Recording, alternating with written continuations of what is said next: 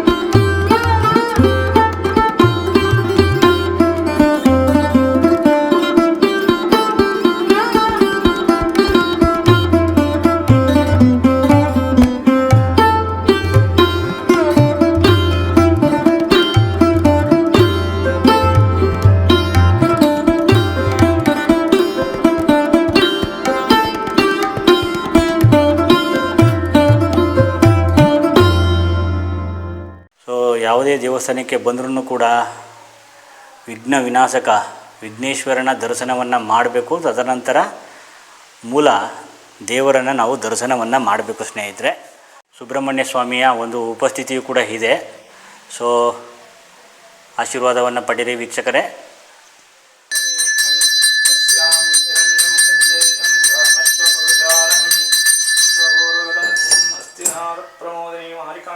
ಇದು ಶ್ರೀ ಬೆಟ್ಟಳ್ಳಿ ಮಾರಕ್ಕಮ್ಮ ಅಂತ ದೇವಸ್ಥಾನ. ಇದು ಮುಡುಕುತೊರೆ ಸನ್ನಿಧಾನದಲ್ಲಿದೆ. ಅಮ್ಮನವರ ಸಾನ್ನಿಧ್ಯ ಅಂದರೆ ಬೆಟ್ಟಳ್ಳಿ ಮಾರಮ್ಮ ಕ್ಷೇತ್ರ ಅಂದರೆ ಈ ಗ್ರಾಮಕ್ಕೆ, ಅಂದರೆ ಮುಡುಕುತೊರೆ ಗ್ರಾಮಕ್ಕೆ ಅಮ್ಮನವರ ಒಂದು ಗ್ರಾಮ ದೇವತೆಯಾಗಿ ಇಲ್ಲಿ ನೆಲೆಸಿರ್ತಕ್ಕಂಥದ್ದು. ಇದು ಸುಮಾರು ಪುರಾತನ ಕಾಲದ ಇತಿಹಾಸವಿದೆ.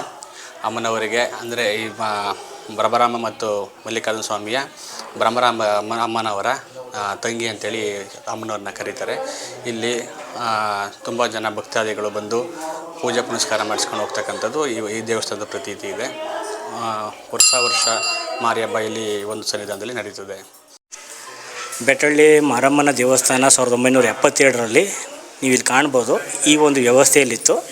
ಇವಾಗ ಈ ಒಂದು ದೇವಸ್ಥಾನವನ್ನು ಈ ಥರ ಜೀರ್ಣೋದ್ಧಾರ ಮಾಡಿದರೆ ಭಾಳಷ್ಟು ಜನ ಭಕ್ತಾದಿಗಳು ಭೇಟಿ ಕೊಡುವಂತಹ ಕೂಡ ಒಂದು ಸ್ಥಳ. ಇದು ಮುಡುಕುತೊರೆ ಹಿಂಭಾಗ ಇದೆ. ಬೆಟ್ಟಳ್ಳಿ ಗ್ರಾಮದಲ್ಲಿ ನೆಲೆಸಿರ್ತಕ್ಕಂಥ ಒಂದು ಶಕ್ತಿ ದೇವತೆ ಇದು. ಇದು ಕೆಲವರಿಗೆ ಕುಲದೇವತೆಯೂ ಹೌದು ಮತ್ತು ಗ್ರಾಮ ದೇವತೆಯೂ ಹೌದು. ಇಲ್ಲಿ ವಿಶೇಷವಾಗಿ ಸೋಮವಾರ ಪ್ರತಿದಿನ ದೇವಸ್ಥಾನ ಓಪನ್ ಇರ್ತದೆ ಬೆಳಗ್ಗೆ 6ರಿಂದ ಸಾಯಂಕಾಲ 6 ತನಕ. ಆದರೆ ವಿಶೇಷ ಏನಪ್ಪ ಅಂತಂದರೆ ಸೋಮವಾರ, ಶುಕ್ರವಾರ, ಮಂಗಳವಾರ, ಭಾನುವಾರ ಜನಗಳು ಜಾಸ್ತಿ ಬರ್ತಾರೆ. ಮತ್ತು ಭಾನುವಾರ, ಮಂಗಳವಾರ ಹರಕೆಗಳನ್ನು ತೀರಿಸೋಂಥವ್ರು ಬಂದು ತಮ್ಮ ಇಷ್ಟಾರ್ಥಗಳೆಲ್ಲ ನೆರವೇರಿದಂಥ ಸಂದರ್ಭದಲ್ಲಿ ತಮ್ಮ ಹರಕೆಗಳು ಕೋರಿಕೆಗಳನ್ನೆಲ್ಲ ಹರಿಸ್ಕೊಂಡಿರೋದು ಕಾರ್ಯ ಆದಂಥ ಸಂದರ್ಭದಲ್ಲಿ ಇಲ್ಲಿ ಬಂದು ಎಲ್ಲ ಮಾಡಿಸ್ಕೊಂಡು ಹೋಗ್ತಾರೆ. ಪ್ರತಿದಿನ ವಿಶೇಷ ಇರುತ್ತೆ. ಜಾತ್ರಾ ಸಮಯಗಳಲ್ಲೂ ಕೂಡ ಮೇಲ್ಗಡೆ ಜನವರಿ ಅಥವಾ ಫೆಬ್ರವರಿ ತಿಂಗಳಲ್ಲಿ ಜಾತ್ರೆ ನಡೀತಿದೆ. ಆಗಲೂ ವಿಶೇಷವಾದ ಪೂಜೆಗಳಿರ್ತವೆ. ಮತ್ತು ಏಪ್ರಿಲು ಮಾರ್ಚ್ ತಿಂಗಳಲ್ಲಿ ಮಾರಿಕಾಂಬ ಜಾತ್ರೆ ಆಗುತ್ತೆ. ಕಾರ್ತಿಕ ಮಾಸದಲ್ಲಿ ಮತ್ತು ತಾಯಿ ಕುಂಭಾಭಿಷೇಕ ಎಲ್ಲ ನಡೆಯುತ್ತೆ. ಇದು ತಾಯಿ ಇಷ್ಟಾರ್ಥಗಳನ್ನೆಲ್ಲ ನೆರವೇರಿಸ್ತಾಳೆ ಅನ್ನೋ ಒಂದು ನಂಬಿಕೆ ಇದೆ.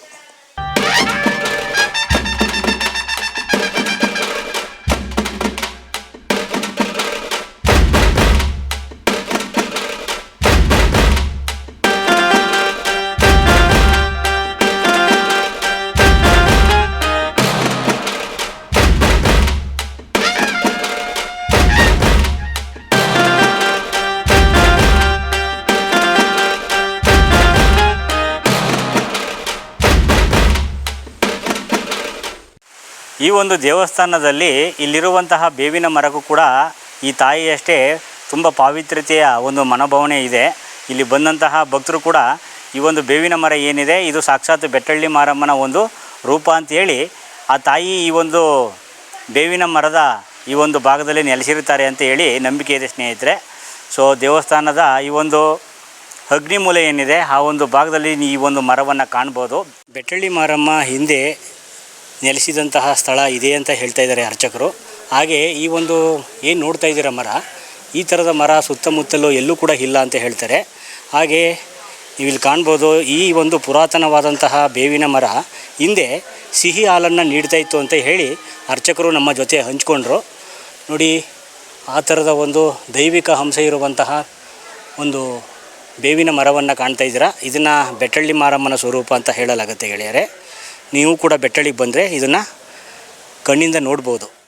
ಈ ಮರ ಬಂದು ಒಂದು 700-800 ವರ್ಷದ ಇತಿಹಾಸ ಇರ್ತಕ್ಕಂಥ ತುಂಬ ಹಳೆದಾದ ಮರ. ಈ ಮರ ಬಂದು ಒಂದು 7 ವರ್ಷ ಆಗಿದೆ, ಆಯುಷ್ಯಾಗಿದೆ. ತುಂಬ ಅಂದರೆ ಈ ಒಂದು ಪ್ರಾಂತ್ಯದಲ್ಲೇ ಆಗಲಿ ಎಲ್ಲೇ ಆಗಲಿ ಇಷ್ಟು ದೊಡ್ಡ ಮರ ಇರ್ತಕ್ಕಂಥದ್ದು ಎಲ್ಲೂ ಕಾಣಬರಲ್ಲ. ಅಂತಂದರೆ ಅಮ್ಮನವರು ಇಲ್ಲೇ ಮೊದಲು ನೆಲೆಸಿರ್ತಕ್ಕಂಥದ್ದು ಎಂಬುದು ವಿಶೇಷತೆ. ಅದರಿಂದ ಭಕ್ತಾದಿಗಳು ಇಲ್ಲೇ ಬಂದು ಈ ಅಮ್ಮನವರಿಗೆ ಕೈ ಮುಗಿದು ಪೂಜೆ ಮಾಡಿಸಿ ಹೋಗ್ತಕ್ಕಂಥದ್ದು. ಇಷ್ಟು ದಪ್ಪದಾದಂಥ ಮರ ಎಲ್ಲೂ ಇಲ್ಲ ನೋಡಿ. ನೀವೇನಾದರೂ ಮುಡುಕುತೊರೆ ಮಲ್ಲಿಕಾರ್ಜುನ ಸ್ವಾಮಿ ದೇವಸ್ಥಾನಕ್ಕೆ ಬಂದರೆ ಖಂಡಿತವಾಗಿಯೂ ಈ ಒಂದು ದೇವಸ್ಥಾನಕ್ಕೆ ಭೇಟಿಯನ್ನು ಕೊಡಿ ಸ್ನೇಹಿತರೆ. ಕೆಲವು ಕಡತಗಳಲ್ಲಿ ಉಲ್ಲೇಖಗಳಲ್ಲಿ ಮುಡುಕುತೊರೆ ಅಂತೇಳಿ ಮೆನ್ಷನ್ ಮಾಡಿದ್ದಾರೆ ಕೆಲವೊಂದು ಶಾಸನಗಳಲ್ಲಿ. ಚಾಮರಾಜ ಒಡೆಯರ ಕಾಲದಲ್ಲಿ ಈ ಒಂದು ಸ್ಥಳ ಏನಿದೆ ಇದನ್ನು ದೇವರಾಜಪುರ ಅಂತ ಹೇಳಿ ಕರಿತಾ ಇದ್ರಂತೆ. ಆ ದೇವರಾಜಪುರ ಸೊ ಕಾಲಾಂತರದಲ್ಲಿ ಮತ್ತೆ ಇದು ತಲಕಾಡು ಬೆಟ್ಟಳ್ಳಿ ಅಂತೇಳಿ ವಾಸ್ತವದಲ್ಲಿ ಕರಿತೀವಿ. ಅದನ್ನು ಕೆಲವೊಂದು ಶಾಸನಗಳಲ್ಲಿ ಮುಡುಕುತೊರೆ ಅಂತೇಳಿ ಉಲ್ಲೇಖವನ್ನು ಮಾಡಿರ್ತಾರೆ. ಕೆಲವೊಂದು ಶಾಸನಗಳಲ್ಲಿ ತಲಕಾಡು ಬೆಟ್ಟಳ್ಳಿ ಅಂತೇಳಿ ಉಲ್ಲೇಖವನ್ನು ಮಾಡಲಾಗಿರುತ್ತದೆ ಸ್ನೇಹಿತರೆ. ಸೊ ಮುಡುಕುತೊರೆಗೆ ಇನ್ನೊಂದು ಹೆಸರು ಬೆಟ್ಟಳ್ಳಿ ಅಂತೇಳಿ. ಆ ಒಂದು ಪ್ರದೇಶದಲ್ಲೇ ನಮಗೆ ಮುಡುಕುತೊರೆ ಅನ್ನುವಂತಹ ಒಂದು ಸನ್ನಿಧಾನ ಸಿಗುವಂಥದ್ದು. ಇದು ಮೈಸೂರು ಜಿಲ್ಲೆ ನರಸೀಪುರ ತಾಲೂಕು ತಲಕಾಡು ಬೆಟ್ಟಳ್ಳಿ ಅಂತೇಳಿ ಸ್ಥಳೀಕರು ಇದನ್ನು ಕರೀತಾರೆ. ಇಲ್ಲಿಗೆ ಬಂದರೆ ಈ ಒಂದು ಬೆಟ್ಟಳ್ಳಿ ಮಾರಮ್ಮನ ಸನ್ನಿಧಾನವೂ ಕೂಡ ಸಿಗುತ್ತೆ.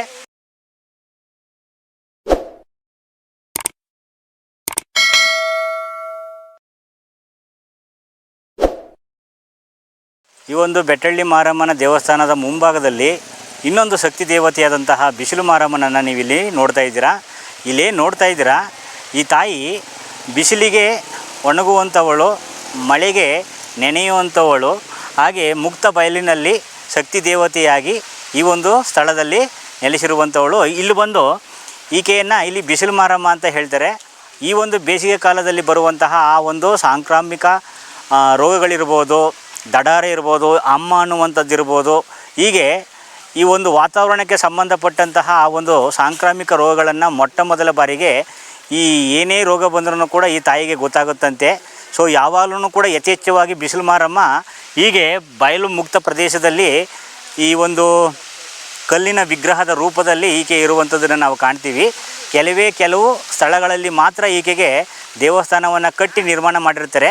ಸೊ ಬಿಸಿಲು ಮಾರಮ್ಮನಿಗೆ ಯಾವಾಗಲೂ ಕೂಡ ಬಿಸಿಲು ಆ ಒಂದು ಮೇಲ್ಭಾಗದಲ್ಲಿರುವಂತಹ ಆ ಒಂದು ಬಿಸಿ ಏನಿದೆ ಈ ಅಮ್ಮನ ಮೇಲೆ ಬೀಳ್ತಾ ಇದ್ದರೆ ಆ ಬಿಸಿ ಎಷ್ಟು ಬೀಳುತ್ತೋ ಈ ಅಮ್ಮನಿಗೆ ಅಷ್ಟೇ ತಂಪಾಗುತ್ತೆ ಅಂತ ಹೇಳಲಾಗುತ್ತೆ ಸ್ನೇಹಿತರೆ. ಹಾಗಾಗಿ ಈಕೆಗೆ ಬಿಸಿಲು ಮಾರಮ್ಮ ಅಂತೇಳಿ ಆ ಸೂರ್ಯನಿಂದ ಬರುವಂತಹ ಆ ಒಂದು ಎನರ್ಜಿಯನ್ನು ಈ ತಾಯಿ ಶೇಖರಣೆ ಮಾಡಿ ಇಟ್ಕೊಂಡಿರ್ತಾರೆ. ಬರುವಂತಹ ವಾತಾವರಣದಲ್ಲಿರುವಂತಹ ರೋಗಗಳನ್ನೆಲ್ಲ ಈ ಬಿಸಿಲು ಮಾರಮ್ಮ ಗುಣ ಮಾಡ್ತಾಳೆ ಅಂತೇಳಿ ಈ ಒಂದು ಸ್ಥಳೀಯರ ನಂಬಿಕೆ ಇದೆ.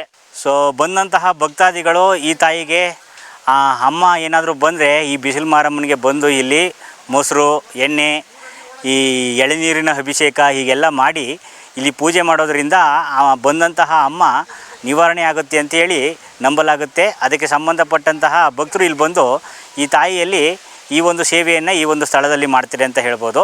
ಇದು ಬೆಟ್ಟಳ್ಳಿ ಮಾರಮ್ಮನ ದೇವಸ್ಥಾನದಲ್ಲಿರುವಂತಹ ಬಿಸಿಲು ಮಾರಮ್ಮನಿಗೆ ಸಂಬಂಧಪಟ್ಟಂತಹ ಒಂದು ವಿಷಯವಾಗಿತ್ತು ಸ್ನೇಹಿತರೆ. ಒಳಗಡೆ ದೇವಸ್ಥಾನವೂ ಕೂಡ ತುಂಬ ಚೆನ್ನಾಗಿದೆ. ನಿಮಗೆಲ್ಲರಿಗೂ ಕೂಡ ಇಷ್ಟ ಆಯಿತು ಅಂತ ಅಂದ್ಕೊಂಡಿದ್ದೀನಿ. ಸೊ ಮುಂಬರುವಂತಹ ನನ್ನ ವೀಡಿಯೋಗಳನ್ನು ನೋಡಬೇಕಾದ್ರೆ ದಯವಿಟ್ಟು ಸಬ್ಸ್ಕ್ರೈಬ್ ಮಾಡಿ. ಹೀಗೆ ನಿಮ್ಮ ಬೆಂಬಲ ಇರಲಿ ಅಂತ ಹೇಳ್ತಾ ಸೊ ಎಲ್ಲರಿಗೂ ಕೂಡ ಧನ್ಯವಾದಗಳನ್ನು ತಿಳಿಸ್ತಾ ಇದ್ದೀನಿ. ಸೊ ಎಲ್ಲರಿಗೂ ನಮಸ್ಕಾರ ವೀಕ್ಷಕರೇ.